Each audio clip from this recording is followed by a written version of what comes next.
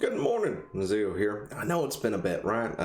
I've been doing these Let's Plays where I don't really say anything. There's no commentary involved. I'm just playing a game. The week's been very, very busy. I haven't been able to do anything really, other than I was relaxing, playing Bloodstained, Ritual of the Night or something, and was like, you know what, let me just go ahead and record that. I'm not gonna plug in the mic or anything else, just record, so at least there's something to watch. But yeah, today we talk about the death of Kotaku, because Kotaku has closed its doors. I think it was last week Wednesday or something. Anyway, let's get into it, shall we? And if you haven't subscribed to the channel, you should go ahead and do so now. We talk about nerd news and occasionally play video games around here, and I'm focused on one singular goal, and that is world domination, and I need an army to do that. Therefore, you need to subscribe to the channel down below. But yeah, whether you're on BitChute or the Hulus, the YouTubes, you should go ahead and hit that subscribe button. All that good jazz. Share it out. It means a lot to me. Anyway, so if you've been living under a rock, you may not have known this. I think we talked about this a while back, but about a year ago, Univision sold the Gizmodo Media Group, which includes Kotaku, Gizmodo, Deadspin, Jezebel, and others. And I think The Onion also is under that group. Anyway, the satirical site, in case you weren't curious to know what that is. For some reason you don't know. Anyway, they sold off that group, right?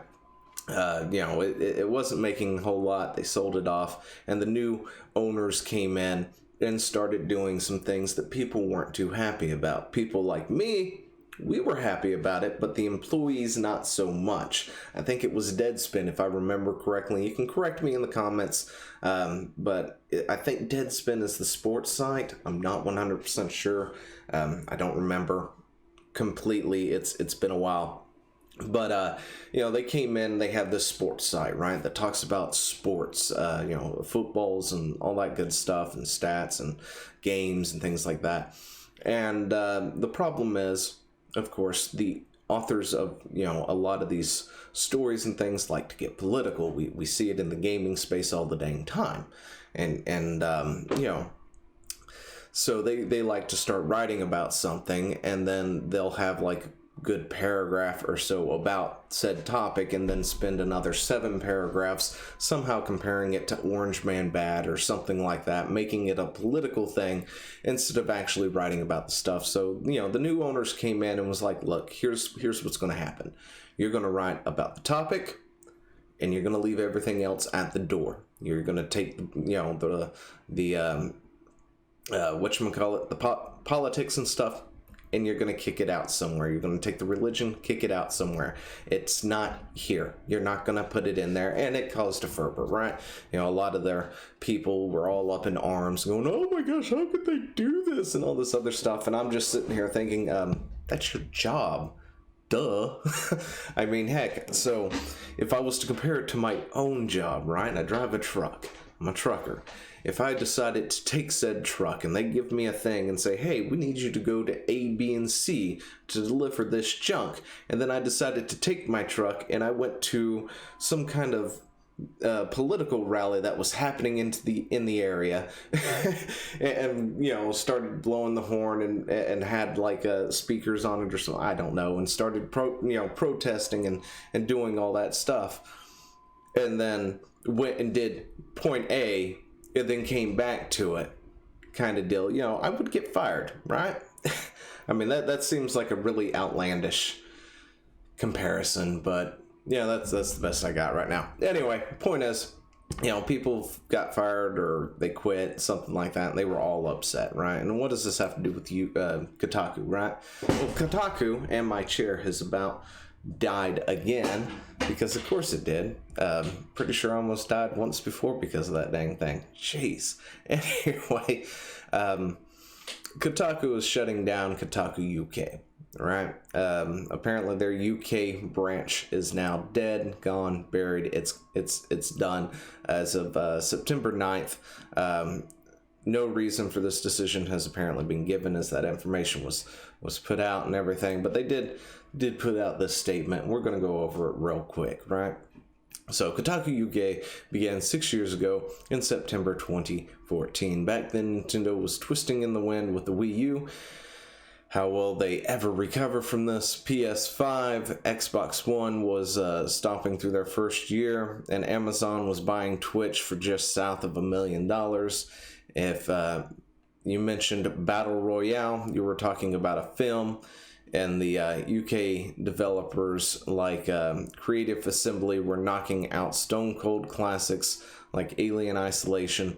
Playground was getting into a serious groove with the Forza Horizon 2, while Peter Molyneux's 22 can finally release Godus. And I don't even know what the hell that is. What is Godus? That's something I missed? Anyway, and Battle Royale was not just a movie. I don't even know what movie is called Battle Royale, to be totally honest. Battle Royale has been around for, what is it, 2011, 2012? The term Battle Royale style game has been around for quite some time before 2014. Anyway, that's just this. I guess you can say this is how out of touch some of these journalists are, because they don't really know what's going on, and they like to take credit for things they didn't do and all this other stuff. But like Battle Royale was a movie. I don't even know what movie was called Battle Royale, to be totally honest. I do know there was a few games back in like 2012 that were Battle Royales. But that's about it. So, yeah, way to go, games journalists. You sure know your shit. Anyway, video games have changed a lot since the time since Kotaku UK launched, and will continue to morph and move at breakneck pace in the coming years. Sadly, we won't be around to guide you through them. Hell, it sucks. I'm not going to dance on their grave. I'm not going to be that person, because these people dance on the graves of so many that they don't like politically. I'm not going to stoop to their level. So it sucks to see you go, but I do know how you probably could have saved yourself. I don't know, doing your job and getting the political stuff out of your sight. Anyway, as for games changing, they haven't. Games haven't really changed at all. Now, the gaming, I guess, how they go about doing certain things have changed. I can't think of the word that I was wanting to use, but where they've monetized the heck out of things and stuff now with microtransactions, macrotransactions, games as a service, that have changed. But for the overall, games themselves haven't changed. First-person shooters are still first-person shooters. Action RPGs are still action RPGs. MMOs are still MMOs, with maybe a few tweaks here and there to change things, make new stories and that sort of thing. But other than that, games themselves really haven't changed. It's more like how they monetize them more than anything. When you got like day one DLCs and pre-order bonuses that you can only get if you pre-ordered here, or you can only get this particular thing if you pre-ordered here, making it virtually impossible for anybody to actually obtain 100% of all the stuff that's available for a game, when you have to pre-order from 5 different locations in order to actually get all the pre-order bonus DLC, of course. Oh gosh, I hate the system so much. Anyway, for those that don't know, Kotaku US is run by Geo Media, with future publishing licenses out to brands, contents for the UK site. The one you're reading right now, well, technically we're not reading it because this is an archive. What an easy thing to find, because somebody archived it, but I have no idea who, and I couldn't find the dang link. But anyway, unfortunately, Future has decided not to renew the license when it expires. I don't blame them. Not gonna lie, I don't blame them. Kotaku, the main site, could find its way going the same direction before too long. You never know. So this is for those of us working on the site right now, but not necessarily the end of localized versions of Kotaku. The rights will be reverting back to Geo Media this week, and UK-based or US-based Kotaku will continue operations and product content. Fans can continue to follow Kotaku at www.kotaku.com, because yeah, we're jonesing to follow Kotaku. Everybody get on that right now. Go follow Kotaku. You've bookmarked their site. You know you want to. I've been Kotaku's UK editor for 3 years. Didn't help them, did it? Anyway, before which I was a regular contributor, and the journey has been a privilege. I especially like to thank blah blah blah. We thank people. One thing this job gave me was a deep respect for the output of Kotaku and the talent and hard work of its US staff, past and talent. Anyway, yeah, I think that's one of the biggest criticisms of game journalists, is the fact that they are talentless hacks. You can see multiple examples of this all over the place.